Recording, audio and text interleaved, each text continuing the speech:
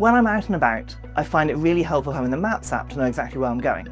But did you know you can actually plan a route in advance on the Maps app and then save it to follow a bit like satnav, but satnav for walking around the fields or lanes by your house, satnav for cycling through the dirt track that you want to visit? Well, we can do all of this in the Maps app, and it even works offline. Let me show you how.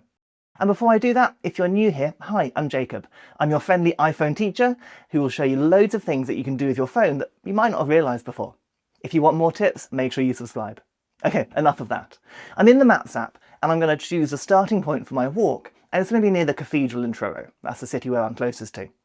I'm going to tap and hold on the road and I'm going to drop a little marker there to start my walking route.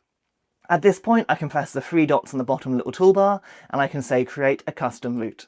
Now we're going to get an interesting screen here that comes up with like a little animation on, but essentially all we need to do is start moving the map with our fingers and then tap where you want the next waypoint to be. Maps will automatically join them up for you, and if you find that it's chosen the route you wouldn't want to use, you can simply press undo at the top and then choose a different location slightly closer to kind of guide that line where you want it to go.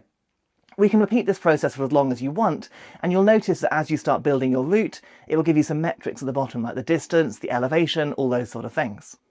We've also got the option to create an out and back route, so perhaps you're doing a long walk and you want to retrace your steps to get home, or we have the option to close the loop, which will automatically try and find a route back home for you. I'm going to do a few more points on my map here, and then I'll tap on to close the loop, and just like that, it's created that full circle for me, exploring a part of the city that I've not been to recently. At this point we can just start the walk immediately and it will show up on our watch and our phone and we can get exploring, or we can save that route for another time, which is what I'm going to do. When you tap on here you can give the route a name and that will then store it onto the Maps app of your phone ready for next time. And to get to those saved routes that you've had, it's really simple. When you open Maps, tap on your profile picture and then tap onto Places. Then you're going to see My Routes, and tapping on there will bring up all of the routes that you've saved onto your phone. You can tap on one, you can get going, and you can explore the great outdoors. Before you do that, make sure you subscribe and then check out this quick tip next.